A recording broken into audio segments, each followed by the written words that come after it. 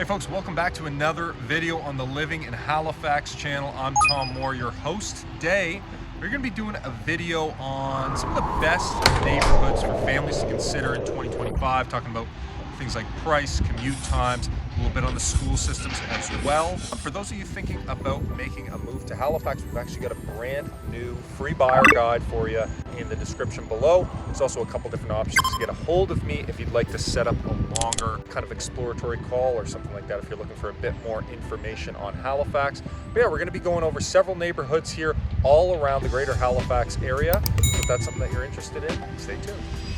Okay, so up first we have the West End of Halifax, one of my favorite areas, as many people know. The West End is characterized by great walkability, in my opinion, one of the best walkability areas in the entire city, as well as kind of older homes, 100-year-old plus homes. Sure, you've got some newer builds kind of scattered throughout there of things that have been torn down, but it's primarily old homes. Some of them have been rent out. Now, before we get into pricing and stuff like that, just want to take a quick second to address property taxes and then school zones as a whole. So in Halifax, basically you have kind of your overarching property taxes, and then a little bit that will depend on what district you are in. Essentially, wherever you are in Halifax, you're going to be looking at a 1.115% property tax rate based on the assessed value to be paid twice a year. I believe it's April and September, and this is kind of your year-long property tax. So one thing I often tell buyers is that even if that home's property taxes are based off of an assessed value of $500,000, let's say, based on the old owners, once you buy that home, let's say you buy it for $600,000, it's going to be reassessed the next year at that amount, and then you'll likely be, or you will be paying your taxes based on that. The second thing I want to be talking about just briefly is going to be schools. So in Halifax, I've had a lot of clients from outside of the province, outside of the country even, reach out to me about school zones. In Halifax, we have generally a very balanced rule where every high school in Halifax arguably is pulling from some disadvantaged neighborhoods as well as some ultra wealthy neighborhoods, and it really provides this great mix of people from all backgrounds in the same high school. So you're not going to really find high schools that are outstanding or way better than the others. It's a really balanced approach to the high schools. It's funny, sometimes they can look a little bad on the outside, most of the schools here. Sometimes they're brand new. I've had clients of mine go to the South End, which is one of the wealthiest neighborhoods in the entire Atlantic Canadian provinces, and their public elementary looks horrible. So when it comes to the individual schools, the elementaries tend to pull from a school and catchment district. Again, if you have children and you're thinking about this, there's a great tool that I can show you. If you send me an email or book a call with me, I can show you how to kind of figure out which school catchment you'll be in. Junior highs, obviously a little bit bigger as you're pulling from several different areas. And then you've also got the high schools, which really pull from a large area, and they're very balanced overall. So, you know, it's tricky for me to get into the specifics of each individual school area. The neighborhoods that we will be doing and talking about today generally are quite good. You know, I've obviously grown up here. I know a decent amount about all of the schools in the area.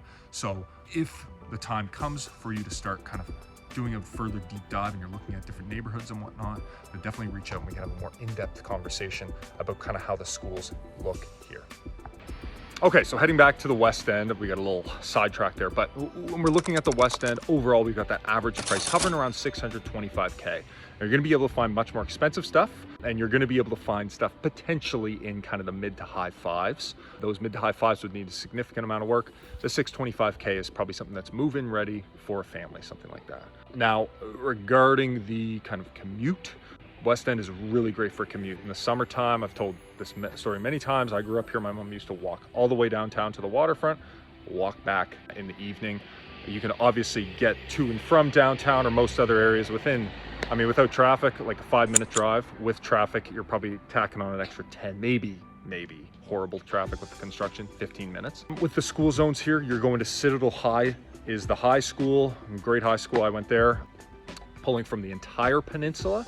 And then you've also got the individual junior highs, going to really depend on where you are in the West End. You've got St. Agnes, Oxford Street, Cornwallis. So all three of those are pretty good. I would say that, or sorry, it's not called Cornwallis anymore, it's called Central Junior High. I would say that Central is probably ranked the highest out of them. And then again, with the elementary schools, it's going to even further break down there. So the other big thing to kind of think about the West End is that it is a very walkable neighborhood. You've got kind of those main service corridors, which provide transit as well as some great shopping that you can walk to nearby, mainly on, Quimpool, where they've got over 100 kind of different businesses, mom and pop shops, and things like that. So that was our first neighborhood. Now let's head over to the next one. Okay, up next we have Clayton Park and Rockingham, one of the more popular neighborhoods when I was growing up for people from outside of the city, outside of the province, outside of the country to move to. It's located just along the Bedford Highway, the kind of road that goes along the Bedford Basin. And without traffic, you're probably about a 10, maybe 12-minute drive directly downtown. Now, this is a kind of an original bedroom community, if you will. It's characterized by kind of these winding streets, neighborhoods with cool names, and houses that are a real mixed bag, if we're being honest. Average price point, we're looking at about $620,000, but you can get move-in ready stuff for in the 550s, and then obviously you can work your way all the way up if you want something with kind of an ocean view out over the harbor. Most of the houses in Clayton Park and Rockingham in certain areas are going to follow kind of almost, they have the carport, they're made of brick, 2-3 bedrooms, but then you also get houses like this in this area that are, again, a huge mixed bag. Now, out here, they've got a bunch of amenities, everything you'd really need. They've got Bears Lake, which is this large kind of outdoor shopping area with a Costco, tons of different stores. That's just on one side of the neighborhood. You've also, if you go to the bottom, obviously you've got the view out over the harbor. You've got Mount St. Vincent University here, which is a smaller university in the city. And then you've got those main service routes that have bus lanes that basically directly go downtown, kind of scattered throughout. The other cool thing, and I've done a neighborhood spotlight on Clayton Park before, is that in a lot of these neighborhoods, they have these little kind of winding paths that are a great way for the kids to kind of get in and out of the different schools, parks, things like that. Halifax West is the main high school here, the sister school to Citadel High. And then obviously when you work your way down, there's a whole bunch of different options. But Clayton Park has always been a family neighborhood, and it kind of always will continue to be, just based on the size of the houses, the fact that you're off the peninsula a bit, so the houses are a little bit cheaper, but at the same time, you're not very far from downtown if you're working downtown. And if you're working in Burnside or downtown Dartmouth, both on the other side of the bridge, you can easily access the Highway Bridge or the McKay Bridge, which will take you directly over there. So overall, Clayton Park and Rockingham, it's got everything you need at a cheaper price than the peninsula and a quick commute. All right, so up next we have the community of Bedford, Nova Scotia, a true bedroom community located at the end of the Halifax Harbor. Now, when we're looking at kind of price points, average prices here, $675K. You're going to be hard pressed to find anything below 600. This is considered to be one of the more expensive communities in the greater Halifax area, other than kind of what's on the peninsula. The houses can really vary. You've got these large kind of wooded lots in certain parts of the neighborhood, and then you've got more kind of neighborhood sidewalk fields in other parts. I'm thinking Paper Mill Lake and some of the areas that kind of go up in behind off of the Bedford Highway. Now we're talking about amenities, commute times, things like that. Bedford is located obviously at the end of the Bedford Highway, and that is kind of just a main strip that almost runs directly along, similar to what's going on in Clayton Park and Rockingham, but directly along the harbor. You've got the Mill Cove Plaza, which is a big shopping area, Sunnyside Mall, which is more of a mall, and then all along that Bedford Highway, all the way back to Clayton Park and Rockingham, actually, it's scattered with little, businesses, shops, restaurants, things like that. Now, commute-wise, if I was to drive from the edge of, or the end of the Bedford Highway at Mill Cove Plaza to downtown Halifax with no traffic, it'd be about 20 minutes. Now with traffic, with commute times, things like that, you're probably tacking on an extra 10, maybe 15 minutes. Construction's going to make it feel like more, and it probably will be more. So that's kind of the overall snapshot. Now, when it comes to commuting as well with public transit and whatnot, They're talking about putting in a new ferry. They've been talking about it for some time. It seems like it's getting a little bit closer in the Bedford Basin that will take you directly downtown, a high-speed ferry. But currently there is bus systems that kind of are scattered throughout the neighborhood. Worst comes to worst, you just go down onto the Bedford Highway, and there's very frequent buses that ride through there basically all the time. All right, now when it comes to schools, Bedford's high school is Charles P. Allen. It is one of the only neighborhoods in Halifax that does not have public housing. This is something that's been asked basically to me by many of my clients from away, from these larger cities. When they're moving to a school zone, they're interested in that. Now, what I will say as a caveat is Bedford is not immune to problems at schools. A few years ago, there was an incident at CPA. It's not really gonna matter where your kid goes to school. The funding, the resources, everything is spread out evenly across all school zones and all school areas.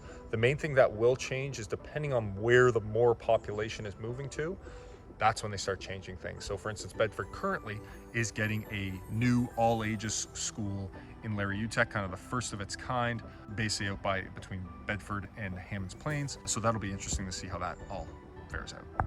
All right, our final neighborhood is Dartmouth, located just across the harbor. Now, this is one of our largest areas, and it's made up of a ton of different neighborhoods.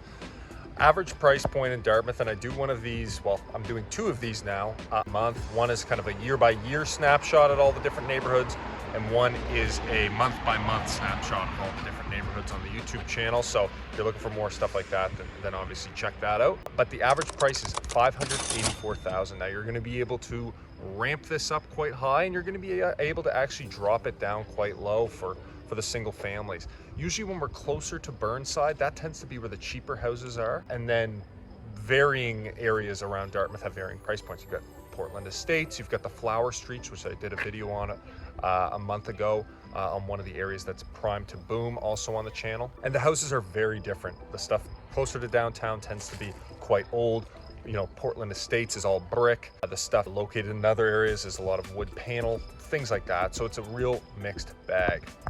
Now, when we're talking about the neighborhood of Dartmouth, it's obviously kind of its own city. So there's everything you need. There's a few malls. They've got the ferry, which actually is one way to commute, or you can take the bridge in your car, bike, walk, or maybe you're taking the bus. So the commute from downtown Dartmouth to downtown Halifax, we'll say, would be, probably 10 minutes, maybe a little less with no traffic, and then come ramp up depending on the time of day. But there's plenty of commuting options. And the interesting thing is Dartmouth is really going to be expanding over the next little while. So with that will come a whole other element of new shops, businesses, services that will be serving the Dartmouth area. Now, finally, when it comes to schools, Dartmouth's got a few high schools. Dartmouth High is one of the big ones, located just across the bridge. And again, depending on where you are in Dartmouth, this can be something to consider really when looking at school zones. This would be a 10-minute video if we unpacked all of Dartmouth and the school zones, but obviously there's certain areas in Dartmouth that are more affordable and certain areas in Dartmouth that are much more expensive. It just really depends on where you are, but at the end of the day, the kids will end up at either Woodlawn High School or Dartmouth High School, depending on where you're located in the neighborhood. Okay, folks, I hope you enjoyed this quick video. Once again, be sure to download our free home buyer guide in the description below. And if you're looking to set up a meeting with me or anything like that, feel free to shoot me a message. Got all my contact info below, and there's a little Zoom meeting link there as well. Other than that, have a great day, and we'll see you in the next video.